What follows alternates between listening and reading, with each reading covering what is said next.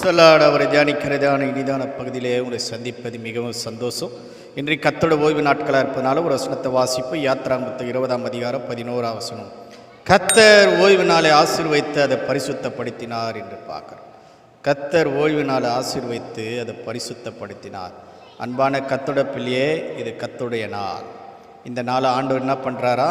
ஆசீர்வதிக்கிறாரா, பரிசுத்தப்படுத்தினார் என்று பார்க்குறோம். இந்த நாளில் நீ வந்தால் ஆசீர்வதிக்கப்பட முடியும், பரிசுத்தமாக்க முடியும். அன்பான கர்த்தருடைய பிள்ளையே, கர்த்தர் அந்த நாளை ஆசீர்வதித்து பரிசுத்தப்படுத்தினார் என்று இந்த நாளை நீ வீணடித்தால் உன்னோட ஆசீர்வாதத்தை இழந்துருவேன், உன்னோட பரிசுத்தத்தை இழந்துருவேன். கர்த்தரோட ஆலயத்துக்கு நீ போகிறப்ப தான் உனக்கு ஆசீர்வதிக்கப்பட்ட ஆசீர்வாதம் நடக்கும். நீ பரிசுத்தமாக முடியும். பரிசுத்தமாக இருக்கிற இன்னும் பரிசுத்தமாக நீ ஏன் உன்னோட வாழ்க்கையில் ஆசீர்வாதமாக இருக்க முடியல, பரிசுத்தமாக இருக்க முடியலன்னா கர்த்தரோட ஆலயத்தை நீ முக்கியப்படுத்தலை, கர்த்தரோட ஆலயத்தை முன்னுரிமை கொடுத்தலை. கர்த்தரோட ஆலயத்தை முக்கியப்படுத்து, ஆராதனை போய் கடந்து கொள்.